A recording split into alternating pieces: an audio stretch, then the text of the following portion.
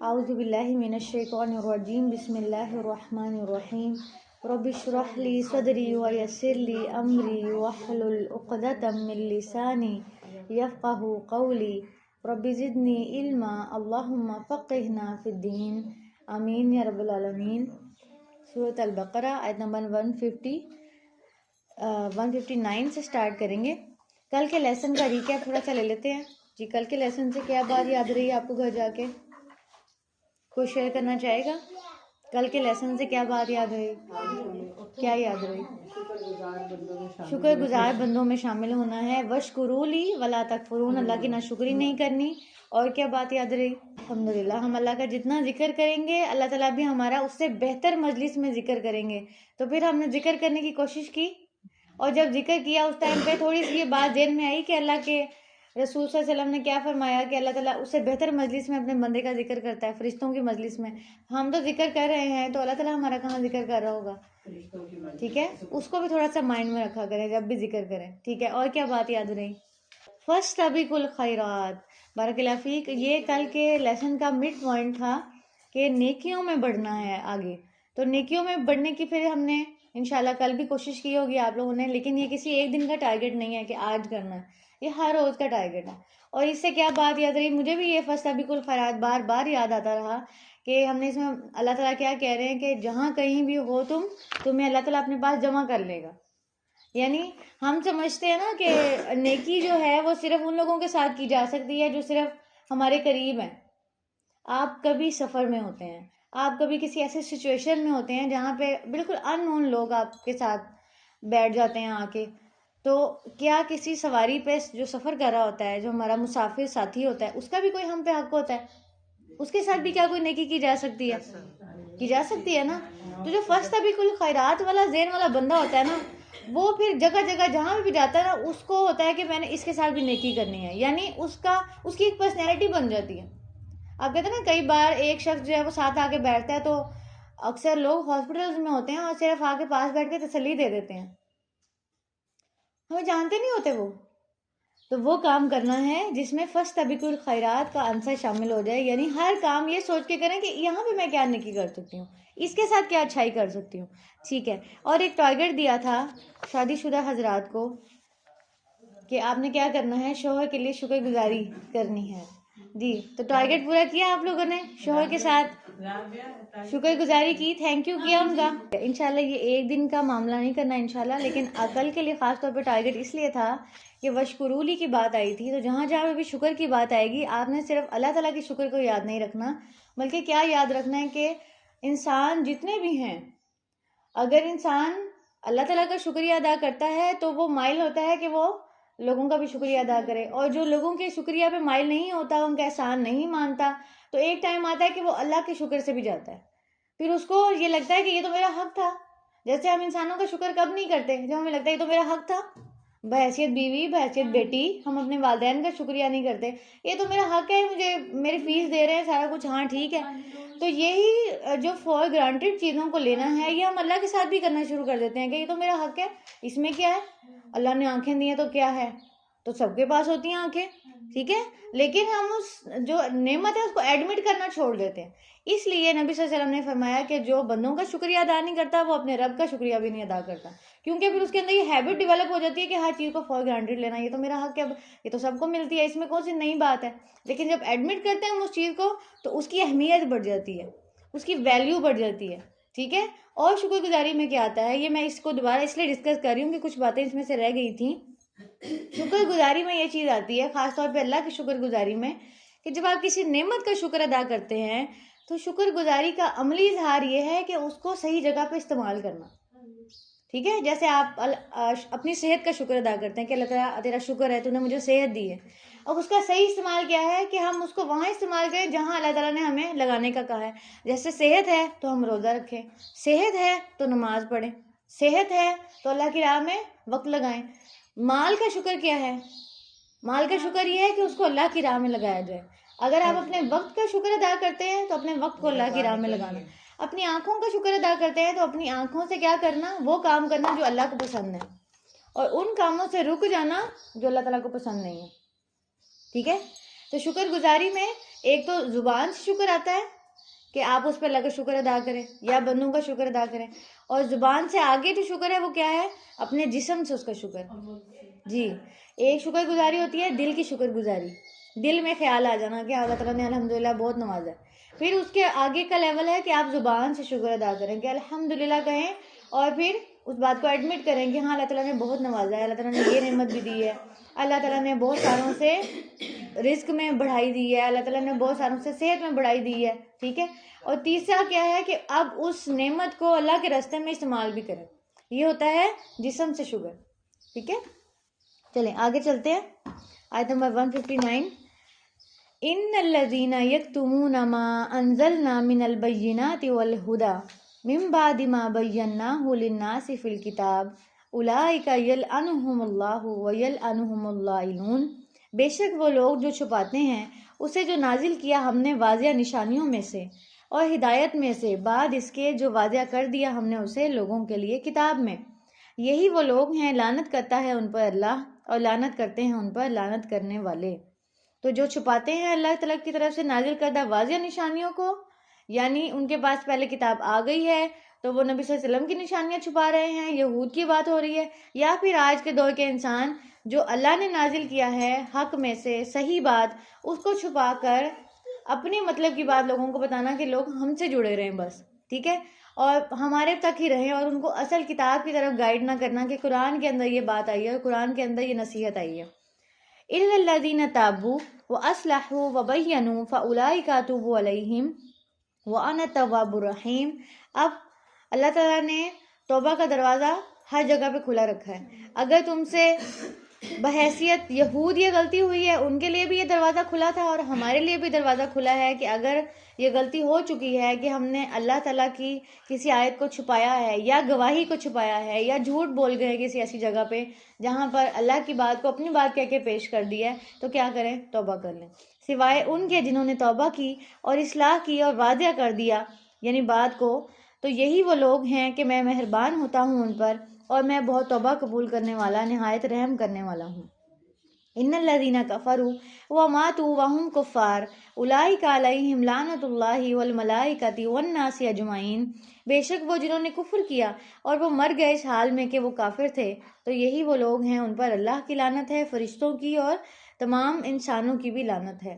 آپ دیکھیں کہ جو انسان کفر کرتا ہے اور پھر اس کے بعد وہ اسی حال میں مر جاتا ہے، یعنی انسان کی جو موت ہے وہ جس حال میں ہوتی ہے وہ ڈیسائیڈ کرتی ہے کہ اس کے ساتھ کیا ہونے والا ہے. کچھ لوگ دنیا میں بہت اچھے ہوتے ہیں، جیسے کہ ہم نے پیچھے بھی پڑھا تھا کہ وہ دنیا میں لوگوں کے ساتھ بہت بھلائی کر رہے ہوتے ہیں، اس کی وجہ سے ان کو بعض لوگوں کی دعائیں بھی ملتی ہیں، سوشل ویلفیئر کے بہت بڑے بڑے کام کر رہے ہوتے ہیں، لیکن ان کا اللہ پہ ایمان نہیں ہوتا. وہ عقیدے کے لحاظ سے، ایمان کے لحاظ سے کافر ڈکلیئر ہوتے ہیں اور اسی حال میں مر جاتے ہیں. تو دنیا میں جو انہوں نے بھلائی کی ہے اس کا کیا آخرت میں کوئی ریوارڈ نہیں ہوگا. تو اب دیکھیں دنیا میں اس کا ریوارڈ ان کو مل چکا.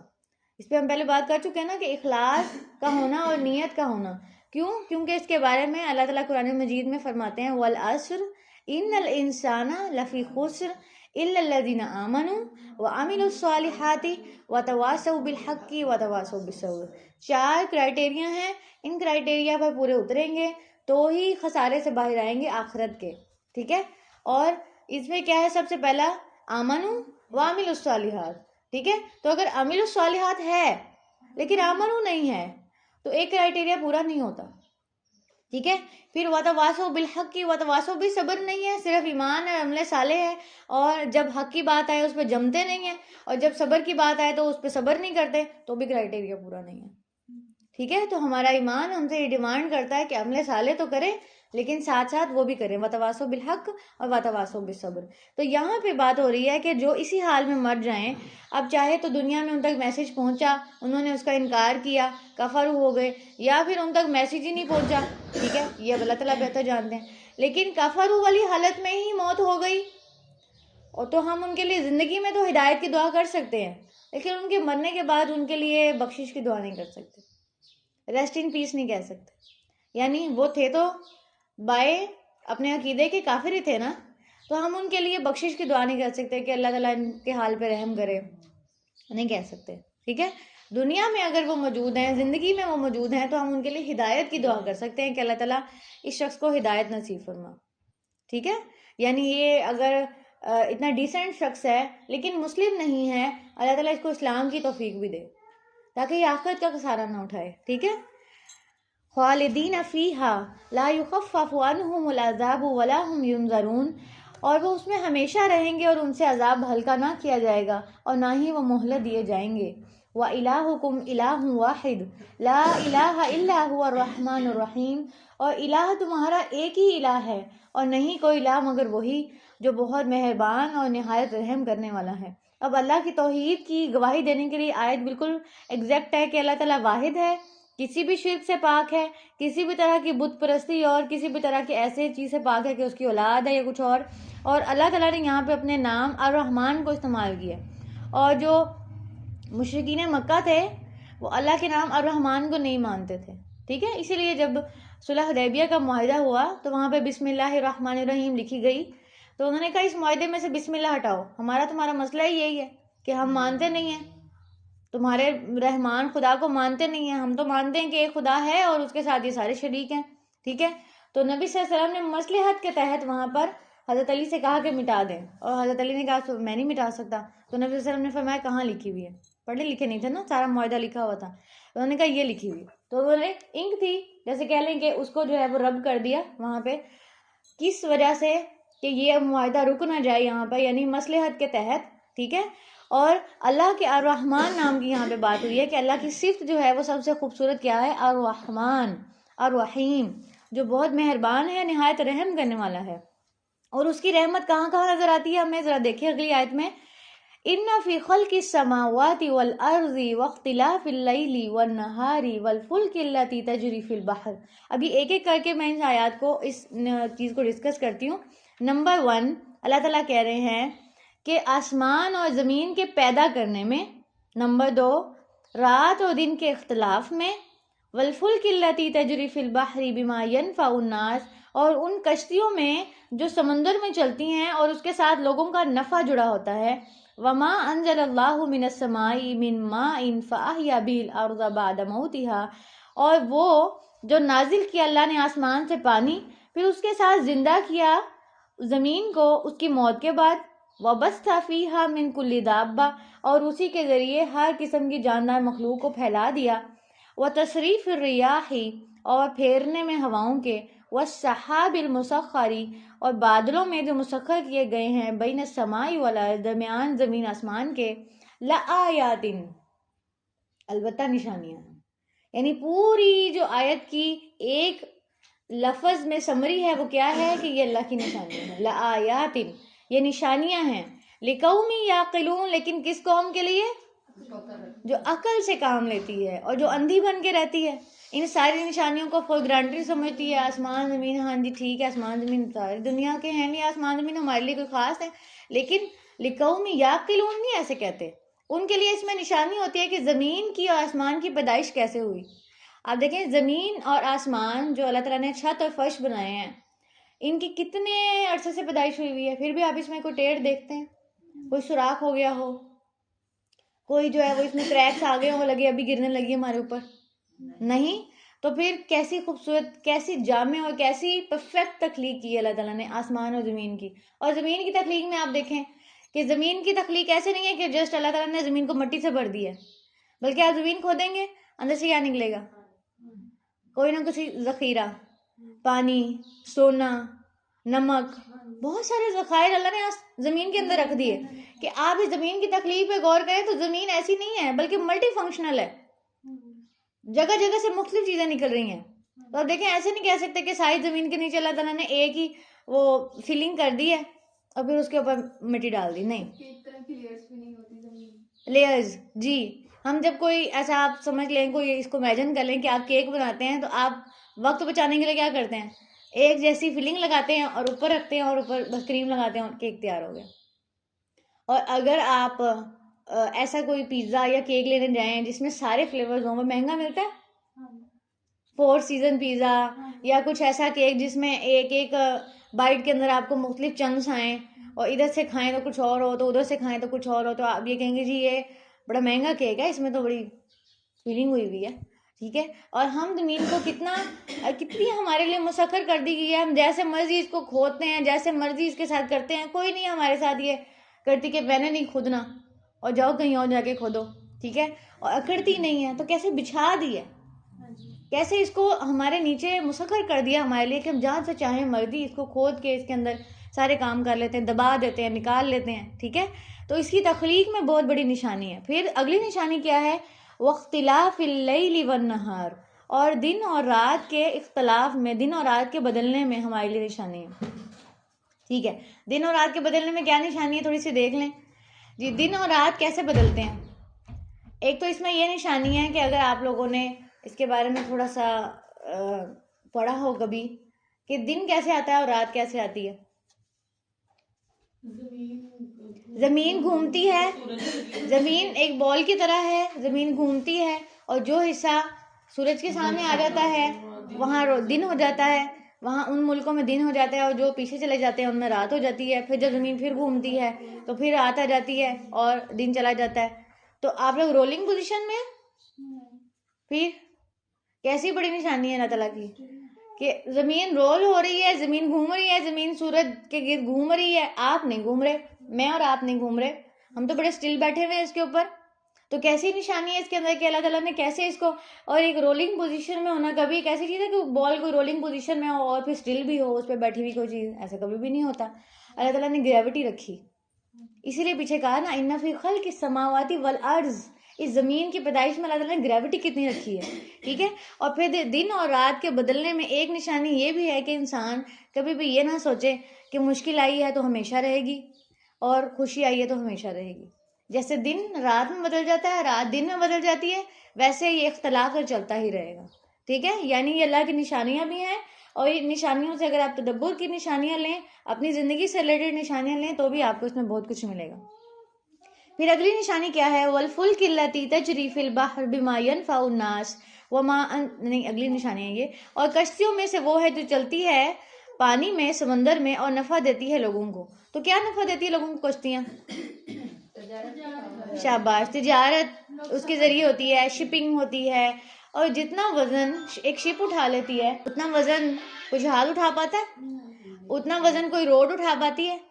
آج تک جتنے کروڑوں ٹن وزن ایک دوسرے ملک سے تیسرے ملک تک پانی کے ذریعے شپ کیا جاتا ہے, کبھی بھی بائی روڈ یا بائی ایئر شپ نہیں کیا جا سکتا, ٹھیک ہے. سب سے جو سسٹینیبل شپنگ ہے وہ بائی واٹر ہوتی ہے, ٹھیک ہے. اور آپ یہ دیکھیں کہ صرف اس میں والفلک التی تجری فی البحر کو تھوڑا سا امیجن کریں, کشتی جو چلتی ہے سمندر میں, ایک سوئی تو ڈوب جاتی ہے سمندر میں, تو ایک کشتی کیسے چلتی ہے, اور اس پہ کروڑوں ٹن وزن ہے. اور آپ پانی کے اندر کوئی بھی چیز رکھیں, اور کوئی بھی آپ بالکل ہلکی سے ہلکی چیز بھی رکھیں, ایک کاغذ بھی رکھتے ہیں آپ, تو وہ تھوڑی دیر بعد کیا کرتا ہے, لیکن کشتی کیسے اللہ کریم نے اس کو ڈیزائن کروایا. اور یہ اللہ کریم کی ڈیزائننگ پہ نا سب سے پہلے حضرت نوح علیہ السلام کو کشتی بنانا سکھائی تھی اپنے گائیڈنس میں کہ ایسے بناؤ, اور اس کی شیپ اور اس کو اس طرح سے رکھا گیا. ہم بہت ساری اس چیز کے لیے فیچر بیان کرتے ہیں کہ اس کو اینگل ایسے ہوتے ہیں, اس کی ڈینسٹی ایسے ہوتی ہے, یہ ہوتا ہے وہ ہوتا ہے, لیکن وہ سکھائی کس نے بنانی؟ اللہ تعالیٰ نے حضرت نوح علیہ السلام کو سکھائی, اور پھر وہ علم آگے چلتا گیا, اور کشتی ایک ایسی چیز بن گئی کہ جو پانی کے اوپر اتنے ٹن وزن لے کر بھی ڈوبتی نہیں ہے. حالانکہ آدھی اندر ہوتی ہے, آدھی پانی کے اندر ہوتی ہے, آدھی باہر ہوتی ہے, اس کو اس طرح سے ڈیزائن کیا جاتا ہے. لیکن اس میں نشانی ہے یا نہیں کہ اللہ تعالیٰ نے اتنی بھاری کشتی جس پہ لوگوں سے ریلیٹڈ نفع جڑا ہوا ہے اس کو پانی پہ چلا دیا ہے, جبکہ ہلکے سے ہلکا وزن تو ڈوب جاتا ہے, ٹھیک ہے.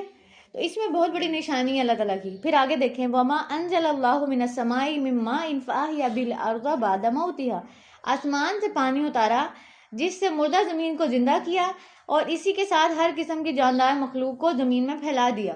اس میں کیسی بڑی نشانی ہے؟ آسمان سے پانی اتارا, نشانی ہے یا نہیں؟ اس میں کیا نشانی ہے؟ اس میں بارش کا اترنا, ٹھیک ہے. اگر بارش نہ آئے تو اچھا چلیں آپ کہیں کہ بارش نہ بھی آئے ہم اپنے پودوں کو پانی دے لیں گے, جنگلات کو کیسے پانی دیں گے آپ؟ ٹھیک ہے, اتنے بڑے جنگلات جو اللہ تعالیٰ نے بنائے ہیں, جس کے اندر سے جڑی بوٹیاں نکلتی ہیں, جس کے اندر سے ایسی ایسی چیزیں نکلتی ہیں جو ہماری دوائیوں میں ڈلتی ہیں, جن سے ہم کپڑا پہنتے ہیں, ان نوئنگلی ہمارے پاس اتنی ساری اللہ تعالیٰ کی نعمتیں ہیں, ہم نے کبھی اس کو غور ہی نہیں کیا کہ جو میں نے یہ کپڑا پہنا یہ کہاں سے آیا, یہ دھاگا کہاں سے آیا, اور یہ دھاگا جس پودے سے آیا اس کو کس نے پانی دیا, اور جو روٹی ہم کھا رہے ہیں اس کو کون پانی پہنچاتا ہے. اب دیکھیں کہ جنوری میں جو بارش ہوئی تھی اس کو سونے کی بوندیں کہا جاتا ہے گندم کے لیے. گندم اس ٹائم پہ پانی کی ضرورت ہوتی ہے گندم کو, اور پھر جو فروری میں یکدم موسم بدلا نا, کہتے ہیں وہ روزوں میں گرمیاں آنے لگی, یہ بھی گندم کے لیے بہت ضروری ہے. اگر یہ ڈوبنا ہے تو گندم گل جائے گی. تو یہ بارش, پانی کا نازل ہونا اور یہ دھوپ, چلے پانی تو آپ کہیں کہ ہم پرووائڈ کر دیں گے اس کو, دھوپ کہاں سے پرووائڈ کریں گے. ٹھیک ہے, تو یہ اللہ کریم کی کتنی بڑی نشانی ہے کہ وہ ہماری ضرورتوں کا خیال رکھتا ہے. وَبَثَّ فِيهَا مِن كُلِّ دَابَّةٍ, اور اسی کے ساتھ ہر قسم کی جاندار مخلوق کو پھیلا دیتا ہے. کہ وہ جنگلات جن کی ہم ابھی بات کر رہے تھے, کیا اس میں صرف انسان تو انسانی کمیونٹی میں رہتے ہیں, ان جنگلات میں کتنی قسم کی مخلوق رہتی ہے, اور اس مخلوق سے کتنا کتنا فائدہ ہم اٹھاتے ہیں. انڈائریکٹلی اٹھاتے, ڈائریکٹلی نہیں اٹھا رہے ہیں, اس لیے ہمیں ان کی وہ قدر بھی نہیں ہے. تم کہتے ہیں کہ کیا کرنا ہے ان کو پال کے, اور کیا کرنا ہے اتنی ساری اسپیشیز, لیکن اللہ تعالیٰ نے کسی بھی چیز کو بیکار نہیں پیدا کیا. وہ ہماری کہیں نہ کہیں ہمارے ہیبیٹیٹ میں, ہماری کہہ سکتے ہیں کہ ہماری زندگی کے کسی بھی حصے میں وہ ہمیں کمیونیکیٹ کر رہی ہے, وہ ہمیں ہماری ضرورت کو پورا کر رہی ہے, چاہے وہ کسی بھی طریقے سے ہے, چاہے وہ ہمارے کھانے کے لحاظ سے ہے, ہماری دوائیوں کے لحاظ سے ہے, یا کسی اور لحاظ سے ہے. ٹھیک ہے, آپ اس کو بہتر سمجھ سکتے ہیں اگر غور کریں تو یہ اللہ تعالیٰ کی بہت بڑی نشانی ہے کہ آسمان سے پانی کو اتارا اور اس کے ساتھ زمین کو زندہ کیا, اور پھر اس کے ساتھ ہر قسم کی جاندار مخلوق کو پھیلا دیا. وَتَصْرِيفِ الرِّيَاحِ وَالسَّحَابِ الْمُسَخَّرِ بَيْنَ السَّمَاءِ وَالْأَرْضِ, اور آپ دیکھیں اس بارش کے ہونے میں جو مین رول ہوتا ہے بادلوں کا, ان بادلوں کو چلاتا کون ہے؟ ہوائیں. کتنے ٹن پانی ہوتا ہے بارش کا بادلوں کے اندر, اور اتنے ٹن پانی کو چلانے کے لیے آپ اگر کسی الیکٹرانک ڈیوائس کو لگا دیں, یا کسی ٹرک کو یا کسی ایسی چیز کو لگا دیں, تو شاید اس کو کھینچ بھی نہ پائے. ٹھیک ہے, اور جس کو ہوائیں چلا دیتی ہیں, اور اتنے ٹن پانی ہوتا ہے کہ آپ دیکھیں کہ جب آج سے کچھ عرصہ پہلے کلاؤڈ بسٹ ہوا تھا, تو کلاؤڈ بسٹ میں کیا ہوا تھا کہ یکدم ایک پورا بادل پھٹا اور ایک ہی جگہ پہ ساری بارش, جتنا پانی تھا اس کے اندر جیسے کسی نے کھول دیا ہو. تو جب نل کھلتا ہے تو ایک ہی جگہ پہ پانی جب برستا ہے اسے نقصان ہوتا ہے. تو یہ کتنی بڑی نشانی ہے جو پیچھے بات ہوئی تھی کہ اللہ نے آسمان سے پانی اتارا اور اس کے ساتھ زمین کو زندہ کیا, یعنی اس ترتیب اور اس رفتار اور اس طرح سے اتارا کہ بجائے وہ تباہی لانے کے خیر بن گیا. اور اگر اللہ تعالیٰ بارش ایسے قطرہ قطرہ نہ برساتے, اور ہر بار یہ کلاؤڈ برسٹ ہوتا ہے جہاں پانی چاہیے بادل پھٹا پانی دے گیا, تو نیچے خیر آتی کہ تباہی آتی. ٹھیک ہے, تو آپ دیکھیں وَتَصْرِيفِ الرِّيَاحِ وَالسَّحَابِ الْمُسَخَّرِ, بادلوں کو جو آپ ہمارے لیے مسخر کیا ہے, کہ وہ ہمارے لیے کیسے مسخر ہیں, ہمیں نقصان نہیں دیتے بلکہ ہمیں فائدہ دے رہے ہیں, ایک ایک قطرہ کر کے بارش برسا رہے ہیں. ان کو کس نے مطلب اندر کوئی ان کے چھلنی لگا دی ہے کہ ٹک ٹک ٹک ایک ایک قطرہ, کس نے مسخر کیا ان کو ہمارے لیے کہ یہاں برسانی ہے اور یہاں نہیں برسانی, اور یہاں ضرورت ہے اور یہاں ضرورت نہیں, اللہ نے مسخر کیے ہیں ہمارے لیے. تو اس میں نشانیاں ہیں, لیکن اس نشانیوں سے کون عقل لیتا ہے؟ لِقَوْمٍ يَعْقِلُونَ, جو عقل لینا چاہتا ہے, جو اس بات کو سوچتا ہے, اور جو ان ساری نشانیوں کو دیکھ کر بھی کہتا ہے کہ خدا ہے ہی نہیں, یہ کائنات تو فزیکل لاز پہ چل رہی ہے, اور یہ کائنات تو مجھے نہیں لگتا کہ اس کو کوئی خدا چلا رہا ہے. کیسے کہہ سکتے ہیں؟ مطلب اتنی ساری باریکیاں جو انسان دیکھتا ہے, پھر اس کا مطلب ایسا لگتا ہے جیسے دل اندھے ہو چکے ہیں. آنکھیں اندھی نہیں ہوتی, دل اندھے ہو جاتے ہیں, جو دیکھنا ہی نہیں چاہتے اس بات کو کہ اتنی ساری باریکیاں ہر ایک چیز میں جو رکھ دی گئی ہیں, یہ کیسے. آپ تو جب کسی کمپیوٹر پہ کوئی ڈالتے ہیں, کوئی سافٹ ویئر پروگرام ڈالتے ہیں, آپ اس کو کی ورڈ دیتے ہیں کہ اگر کوئی یہ انٹری کرے گا تو آپ نے اوپن ہونا ہے, یہ انٹری نہیں کرے گا تو آپ نے اوپن نہیں ہونا. ٹھیک ہے, اس ڈیوائس کو تو آپ نے کمانڈ دے دی, اور اس پوری دنیا پہ کسی کی کمانڈ نہیں ہے, یہ بغیر کمانڈ کے چل رہی ہے. حیرت کی بات ہے. وَمِنَ النَّاسِ, اسی لیے اللہ تعالیٰ اگلی آیت میں شکوہ کرتے ہیں کہ ان ساری نشانیوں کے باوجود بھی لوگوں میں سے کچھ ایسے ہیں مَن يَتَّخِذُ مِن دُونِ اللَّهِ أَندَادًا, جو اللہ کے سوا اور لوگوں کو شریک بنا لیتے ہیں. يُحِبُّونَهُمْ كَحُبِّ اللَّهِ, وہ محبت کرتے ہیں ان سے جیسی محبت کرنا ہے اللہ سے. وَالَّذِينَ آمَنُوا أَشَدُّ حُبًّا لِلَّهِ, اور جو ایمان لاتے ہیں وہ تو اللہ کی محبت میں شدید ہوتے ہیں. یعنی اب ہم نے عقل لینی ہے, نشانی لینی ہے, تو اس کے بعد کیا کرنا ہے کہ جو اللہ کا حق ہے کہ صرف اسی کی عبادت کی جائے, صرف اسی سے دعا مانگی جائے, صرف اسی سے مدد مانگی جائے, صرف اسی کے پاس جایا جائے اپنی حاجتیں لے کر. اس کی بجائے وہ کیا کرتے ہیں؟ اللہ کے ساتھ اور لوگوں کو اور چیزوں کو اور بتوں کو اور شخصیتوں کو شریک بنا لیتے اور ان سے ویسی محبت کرتے ہیں جیسی اللہ سے محبت کرنی چاہیے. لیکن ایمان والے کیا کرتے ہیں؟ اشد حب للہ، وہ اللہ کی محبت میں شدید ہوتے ہیں. تو اپنے لیے آج ہم نے کیا مانگنا ہے؟ اللہ تعالیٰ کی محبت. اور اس کے لیے ایک دعا ہے جو نبی صلی اللہ علیہ وسلم نے سکھائی ہے، اور نبی صلی اللہ علیہ وسلم اس کو سجدوں میں مانگا کرتے تھے. اللہم اجعل حبک احب الاشیاء الی، اے اللہ میرے لیے آپ کی محبت کو ہر چیز کی محبت سے زیادہ کر دے. وجعل خوفک اخوف الاشیاء الی، اور تیرے خوف کو ہر چیز کے خوف سے زیادہ کر دے. یہ دو چیزیں ہوتی ہیں نا، محبت اور خوف. یہ دو چیزیں ہمیں کس کی طرف لے جاتی ہیں؟ یا ہم اللہ کی طرف چلے جاتے ہیں یا اللہ کے راستے سے ہٹ جاتے ہیں. وہی جو اللہ کا حق ہے کہ اس سے ڈرا جائے. کل بات ہوئی تھی فلا تخشوہم واخشونی، آج بات ہو گئی محبت کی. یحبونہم کحب اللہ، اللہ کی جیسی محبت کسی اور سے کرتے ہیں. اللہ تعالیٰ کہہ رہے ہیں والذین آمنوا اشد حبا للہ، وہ ڈرتے بھی مجھ سے ہیں، وہ محبت بھی مجھ سے کرتے ہیں. تو اب کیا مانگنا ہے اللہ تعالیٰ سے کہ اللہ تعالیٰ مجھے اپنی محبت ہر چیز کی محبت سے زیادہ کر دیں، اور آپ کا خوف میرے اندر ہر چیز کے خوف سے زیادہ ہو جائے. اور یہی عمل پہ ابھارتا ہے. وَلَوْ يَرَى الَّذِينَ ظَلَمُوا إِذْ يَرَوْنَ الْعَذَابَ أَنَّ الْقُوَّةَ لِلَّهِ جَمِيعًا، اور کاش کہ دیکھ لیں وہ لوگ کون؟ جنہوں نے ظلم کیا، یعنی جو اللہ کے ساتھ شریک بناتے ہیں، شرک کرتے ہیں. جب وہ دیکھیں گے عذاب کو، کیا دیکھیں گے؟ کہ بے شک قوت تو ساری کی ساری اللہ کے لیے ہے. ان القوت للہ جمیعا، اللہ کے لیے ساری قوت ہے. وان اللہ شدید العذاب، اور بے شک اللہ سخت عذاب دینے والا ہے. آج کے لیسن میں ہم نے پڑھ لیا ہوا الرحمن الرحیم. آج ہی کے لیسن میں ہم پڑھ رہے ہیں وان اللہ شدید العذاب. تو یہ دو چیزیں نہیں ہیں. اللہ تعالیٰ کی پرسنالٹی کو ہم نے کیا سمجھا ہوا ہے؟ اللہ تو ہے بس پیار ہی پیار، جو مرضی کر لو. اللہ تعالیٰ نے کیا کرنا ہے؟ معافی کر دینا ہے. اور یہ کیا ہوتا ہے؟ یہ انسان کو عمل سے دور کر دیتا ہے، امیدوں پہ جینا، کہ بس امید لگا لی اللہ تعالیٰ سے کہ اللہ تعالیٰ تو رحمان رحیم ہے. باقی اللہ تعالیٰ رحمان رحیم ہے، لیکن قرآن مجید کو اگر آپ پڑھ کے دیکھیں تو اللہ تعالیٰ کی اصل پرسنالٹی سامنے آتی ہے کہ اللہ تعالیٰ کے اندر رحم بھی ہے اور غضب بھی ہے. ٹھیک ہے، عذاب عظیم، شدید العذاب، ان ساری چیزوں کی بھی بات آتی ہے. لیکن اللہ تعالیٰ نے کیا کہا ہے کہ میری رحمت میرے غضب پہ بھاری ہے. ایسے ہی ہے.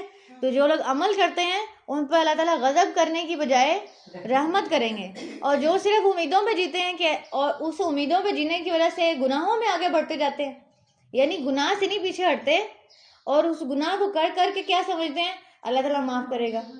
تو اگر اللہ تعالیٰ سے معافی کروانی ہے، وہ انا تواب الرحیم بھی اللہ تعالیٰ کہتے ہیں میں توبہ کرنے والا ہوں، اس کے لیے شرط ہے کہ وہ تابو کریں، وہ لوٹ آئیں، وہ توبہ کریں. یعنی اس بات پہ اصرار نہ کریں، اس کام کو بار بار نہ کریں. ایک چیز ہے آپ نے چھوڑ دی، وہ چیز چھوڑ دی، اور اس کے بعد پھر آپ انہی لوگوں میں بیٹھ رہے ہیں، اور پھر آپ اسی گیدرنگ میں واپس جا رہے ہیں، اور پھر آپ انہی جگہوں کو وزٹ کر رہے ہیں جہاں پہ گناہ ہوتا ہے. تو پھر یہ کیسی توبہ ہے؟ ٹھیک ہے. تو توبہ کا مطلب ہے کہ زبان سے بھی توبہ کرنا، اور پھر بعد میں اپنے عمل کو بھی چینج کر لینا، شرمندہ بھی ہونا اپنے اس عمل پہ. ٹھیک ہے. یہ آگے اللہ تعالیٰ قرآن میں جا کے فرماتے ہیں کہ جو اپنے گناہوں پہ اصرار نہیں کرتے، جو ڈٹ نہیں جاتے اپنے گناہوں پہ بلکہ توبہ کرتے ہیں، تو ان کی جو توبہ ہوتی ہے وہ توبۃ النصوح ہوتی ہے، جس کے بعد وہ گناہ نہیں کرتے. اور اگر گناہ ہو جاتا ہے تو پھر کیا کرتے ہیں؟ پھر توبہ کرتے ہیں. اور یعنی ایک ہیبٹلی گناہ نہیں کرتے، انسٹنٹلی طور پہ، یعنی کہ انسٹنٹ ہے انسان کے اندر غلطی کرنے کی، اس کی وجہ سے اگر ان سے غلطی ہو جاتی ہے، گناہ ہو جاتا ہے، بد زبانی ہو جاتی ہے، کوئی ایسا کام ہو جاتا ہے تو وہ اس کی توبہ کر لیتے ہیں، لیکن جان بوجھ کر نہیں کرتے وہ کام. ٹھیک ہے. تو یہاں پہ شدید العذاب کو جب ہم پڑھتے ہیں تو اللہ تعالیٰ کے عذاب سے نبی صلی اللہ علیہ وسلم پناہ مانگا کرتے تھے جب عذاب کی آیات پڑھتے تھے، حالانکہ وہ نبی تھے. اور جب جنت کی بات آتی تھی یا رحمت کی بات آتی تھی تو اللہ تعالیٰ سے اس کی رحمت طلب کیا کرتے تھے. ٹھیک ہے. تو ہم بھی یہاں پہ کیا کہیں گے؟ اللہم انی اعوذ بک من عذاب النار، اللہ تعالیٰ ہمیں اپنے عذاب سے دور فرما. اذ تبرأ الذین اتبعوا من الذین اتبعوا ورأوا العذاب وتقطعت بهم الاسباب، جب بیزار ہوں گے وہ جو پیروی کیے گئے ان سے جنہوں نے پیروی کی، تو وہ دیکھ لیں گے عذاب اور کٹ جائیں گے ان سے ان کے تمام اسباب۔ اب یہاں پر 166 آیت میں جو عقیدہ بیان ہو رہا ہے وہ یہ کہ جب بیزار ہو جائیں گے وہ جن کی پیروی کی گئی، جن کو شریک بنایا گیا، پیچھے اس سے پچھلی آیت میں جو بات ہوئی ہے، تو جن لوگوں کو یا جن شخصیات کو یا جن ولی اللہ کو یا جن بھی جو ہے لوگوں نے شریک بنایا ہوا ہے اللہ تعالیٰ کا، جب وہ قیامت کے دن یہ چیز دیکھیں گے کہ عذاب آ گیا اللہ تعالیٰ کا اور ساری قوت اللہ کی ہے، تو وہ کیا کریں گے؟ ان سے ہاتھ کھڑے کر لیں گے، بیزار ہو جائیں گے ان سے، ہم تمہارے لیے کچھ نہیں کر سکتے۔ دنیا میں کیسے ان کے نام پہ دعوے کر رہے ہوتے ہیں کہ یہ کام کر لو تو تم پار ہی پار ہو، اس دروازے سے گزر جاؤ تو تم پار ہی پار ہو۔ اس دروازے سے گزرنے کا مطلب ہے کہ کوئی عمل نہ کرو، بس دروازے سے گزر جاؤ۔ تو ایسے نہیں ہوتی بخشش۔ یہاں پہ کیا بات ہو رہی ہے کہ جن کو وسیلہ بنایا ہوا ہے اور صرف انہی پہ آسر رکھا ہوا ہے کہ یہ ہمیں بخشوائیں گے اور عمل پیچھے کوئی نہیں ہے، تو جب وہ اللہ کا عذاب دیکھیں گے کہ ان کو پکڑنے آ رہے تو کہیں گے بھی ہمارا کوئی قصور نہیں ہے، ہم نے نہیں ان کو کہا تھا اس آسرے پہ رو، لے جو ان کو۔ حضرت عیسیٰ علیہ السلام کے بارے میں کیا آتا ہے سورۃ مائدہ میں، سورۃ مائدہ پارہ نمبر 6 میں، سورۃ مائدہ کے آخری آیات ہیں کہ حضرت عیسیٰ علیہ السلام سے اللہ تعالیٰ قیامت کے دن پوچھیں گے، عیسیٰ کیا تم نے کہا تھا کہ میری ماں کی اور میری عبادت کرو؟ تو حضرت عیسیٰ کیا کہیں گے؟ اللہ تعالیٰ جب تک میں ان میں تھا میں نے ان کو کہا تم اللہ کے بندے بن جاؤ، میرے بعد انہوں نے کیا کیا میں نہیں جانتا۔ تو جو حضرت عیسیٰ کے نام پر یہ کام کر رہے ہیں کہ ایک فرقہ بنا کے بیٹھ گئے ہیں، ایک پورا مذہب بنا کے بیٹھ گئے ہیں اور اللہ کا بیٹا بنا لیا اور اس پہ مسلسل ایک روش جاری ہے کہ اللہ کے ساتھ شریک کر رہے ہیں، اللہ کے ساتھ ان کی بھی عبادت کر رہے ہیں، ان کے آگے بھی جھک رہے ہیں، ان کو بھی مان رہے ہیں، ان سے بھی منتیں مانگ رہے ہیں، ان کے آگے جا کے بھی چڑھاوے چڑھا رہے ہیں، اور وٹس ایور جو ہمارے مسلم معاشرے میں ہو رہا ہے، جگہ جگہ جا کے دھاگے باندھنا، چڑھاوے چڑھانا۔ کیسے وہ اللہ کے عذاب سے آپ کو روکیں گے؟ کیونکہ وہ تو خود اپنے سے نہیں روک پا رہے، اور اگر وہ اللہ کے نیک بندے ہیں تو وہ ہاتھ اٹھا دیں گے ہمارا کوئی قصور نہیں ہے، کیونکہ جو اللہ کا بندہ ہوتا ہے وہ کبھی غلط کام کی طرف رہنمائی کر کے نہیں جاتا، اس کے جانے کے بعد جو غلط اس کے نام پہ ہو تو وہ اس کا قصوروار نہیں ہوتا، ٹھیک ہے، جیسے کہ عیسیٰ علیہ السلام۔ اس لیے آخر میں کیا فرمایا؟ وَتَقَطَّعَتْ بِهِمُ الْأَسْبَابُ، اور ان سے تمام اسباب ہی کٹ جائیں گے، جن کو وہ اسباب بنا کے بیٹھے ہوئے تھے، جن کو انہوں نے مسبب الاسباب سمجھا ہوا تھا۔ اگر ہم سمجھیں تو یہی ہمارا عقیدہ درست کرنے والی آیات ہیں اور انہی کے ساتھ نجات ہے، کیونکہ پیچھے کیا ہے؟ وَأَنَّ اللَّهَ شَدِيدُ الْعَذَابِ، اللہ کے شدید عذاب سے بچنا ہے تو اس شرک سے نکلنا پڑے گا، اس محبت سے جو اللہ کے محبت سے زیادہ ہو جاتی ہے کسی اور شخصیت کے ساتھ، اس سے نکلنا پڑے گا۔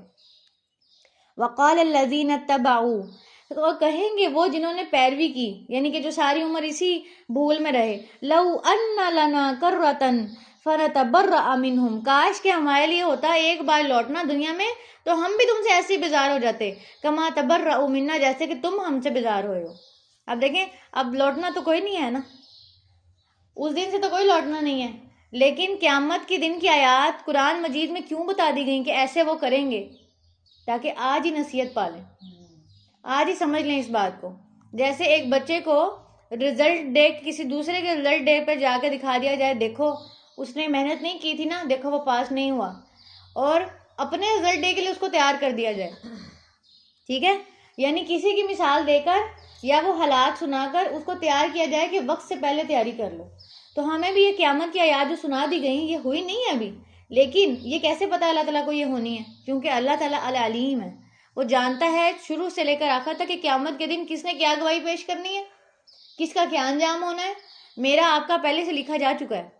اسی لیے حضرت عمر کیا کہا کرتے تھے کہ اللہ تعالیٰ اگر تم نے مجھے جہنم والوں میں لکھ لیا ہے تو مجھے وہاں سے ہٹا کے جنت والوں میں لکھ دے، یعنی کہ بعض دفعہ ہم کیا سمجھتے ہیں تقدیر تو لکھی ہوئی ہے، میرے لیے تو فیصلہ ہو چکا ہے، تو میرے لیے اگر فیصلہ اللہ نے جہنم کا کر دیا میں کیا کروں پھر کام کر کے، پھر میں کیوں نماز پڑھوں، اتنی نمازیں پڑھ کے بھی جہنم میں ہی جانا ہے؟ کس نے کہا ہے؟ کس نے کہا ہے؟ یہ تقدیر کو بدلنے والی چیز ہوتی ہے دعا، دعا تقدیر کو بدل دیتی ہے۔ تو حضرت عمر نے بھی صحیح فیصلہ لیا، انہوں نے بھی صحیح دماغ لڑایا اور اللہ سے دعا کی نا، کیا دعا کی کہ اللہ تعالیٰ اگر آپ نے میرے لیے جہنم کا فیصلہ کر لیا مجھے وہاں نہ جانا۔ اور یہ کیوں ہے کہ جہنم کا فیصلہ کر لیا کہ جنت اور جہنم دونوں میں انسان کا گھر بنا دیا جاتا ہے، ٹھیک ہے، اور جب وہ قبر میں جاتا ہے اور اس کے اعمال کی بیس پہ فرشتے اس سے سوال کرنے آتے ہیں اور وہ سوالوں کے جواب دے دیتا ہے تو اس کو اس کے جنت کا گھر دکھا دیا جاتا ہے، ٹھیک ہے، اور اس کو جہنم کا گھر بھی دکھا جاتا ہے، تم یہاں سے بچ گئے ہو، وہ ایسے سو جاتا ہے جیسے پہلی رات کی دلہن بے فکر ہو کے سوتی ہے، ٹھیک ہے، ایسے اس کو سلا دیا جاتا ہے. اور جس بندے سے جواب نہیں دیے جائیں گے تو اس کو دکھا دیا جاتا ہے یہ تمہارا ٹھکانہ ہے. اور جہنم میں اس کا گھر بھی اس کو دکھا دی جاتی ہے اور اس کے ساتھ عذاب بھی شروع ہو جاتا ہے. ایک تو وہ مسلسل عذاب قبر کا, اور پھر آخرت میں بھی اس کو نظر آ رہا ہے اب میں نے وہاں جانا ہے, اب میں نے وہاں جانا ہے. اگر انسان کو ایک خوبصورت سا ریزورٹ دکھا دیا جائے, ایک خوبصورت سا گھر دکھا دیا جائے جو پیلس بنا ہوا ہے, اور آپ کو کہہ دیا جائے کہ اگلے سنڈے کو نا ہم یہاں چلیں گے, سنڈے تک آپ اس کے ہی خواب دیکھتے رہیں وہاں ہم جا رہے ہیں, اور ساری آپ کی تیاری اس کے لیے ہی ہوگی کہ ہم نے سنڈے کو وہاں جانا ہے. ایسے ہی ہے. تو ہم جب اس دنیا میں آئے ہیں تو ہمیں سب سے زیادہ کس چیز پہ فوکس کرنا چاہیے کہ ہمارے 2 گھر بنے ہوئے ہیں. اب ہم نے ڈیسائیڈ کرنا ہے کہ ہم نے کہاں جانا. اور جنتی شخص جو ہوگا اس کا جہنم والا گھر تو فارغ ہو گیا, تو وہ کسی جہنمی کو دے دیا جائے گا. اور جو جہنمی ہے اس کا جنت والا گھر فارغ ہو جائے, وہ جنت میں جا کوئی اور بندہ اس کے گھر پہ قبضہ کر لے گا, یعنی کسی اور کو مل گیا. اب اس کے لیے موقع تھا کہ وہ ان دونوں میں سے جو چاہے لے سکتا ہے. ٹھیک ہے. تو جب تقدیر کی بات کو آپ سمجھتے ہیں تو کئی لوگ تقدیر سے کنفیوز ہو کے کیا کہتے ہیں کہ تقدیر تو لکھی ہوئی ہے, اب کیا کرنا ہے محنت کر کے, اب کیا کرنا ہے صدقہ کر کے, اب کیا کرنا ہے یہ کر کے. دیکھیں دونوں جگہ پہ گھر بنے ہوئے ہیں اور اس کے جو کام ہیں وہ ہم نے کرنے ہیں. لیکن اس پہ سب سے بڑی بات یہ ہے کہ کوئی بھی انسان اپنے عمل کی وجہ سے جنت میں نہیں جائے گا. یعنی وہ گھر تو بنے ہوئے ہیں, وہ کام تو کرے, لیکن وہ رلائے اپنے اعمال پہ نہ رکھے کہ میرے اعمال ایسے تو میں جنت میں چلا گیا, بلکہ وہ رلائے کس پہ رکھے, اللہ کی رحمت پہ. کہ کوئی بھی شخص جب جنت میں جائے گا, نبی صلی اللہ علیہ وسلم نے فرمایا کہ وہ اللہ کی رحمت سے ہی جائے گا, اپنے اعمال کی بیس پہ نہیں جائے گا. یعنی اگر انسان اس حدیث کو پڑھ کے عمل ہی نہ کرے کہ اللہ کی رحمت پہ تو جانا ہے, اور دوسری طرف ایک شخص جو ہے وہ عمل ہی کری جائے اور اپنے عمل کو ہی سمجھی جائے کہ میرا عمل ہی مجھے جنت میں لے کے جائے گا, تو دونوں چیزیں غلط ہیں. کیونکہ دیکھیں اپنے عمل سے تو اتنی بڑی جنت نہیں خریدی جا سکتی.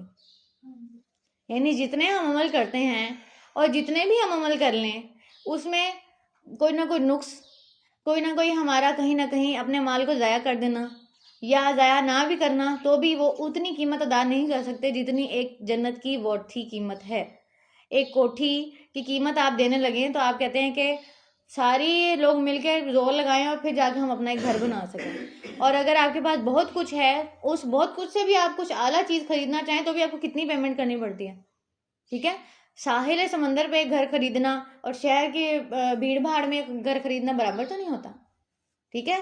ویلیو ہے نا, ہر زمین کی ایک ویلیو ہے, اسی طرح جنت کی بھی ایک ویلیو ہے, وہ اپنے عمل سے خریدی نہیں جا سکتی. لیکن اس بات کو سوچ کے عمل ہی نہ کرنا, یعنی دونوں چیزوں کے درمیان میں رہنا ہے, عمل بھی کرنا ہے اور اللہ کی رحمت سے امید بھی لگانی ہے. ٹھیک ہے. تو تقدیر کی اس بات کو سوچ کے یہ نہیں سمجھ لینا کہ اب کیا کرنا ہے. تو یہ جو قیامت کی آیات ہیں یہ اس لیے بتا دی گئی کہ وہ لوگ ایسا کریں گے تاکہ ہم وقت رہتے تیاری کر لیں. کذالک یریہم اللہ اعمالہم حسرات علیہم, اسی طرح دکھائے گا اللہ ان کو ان کے اعمال حسرتیں بنا کر.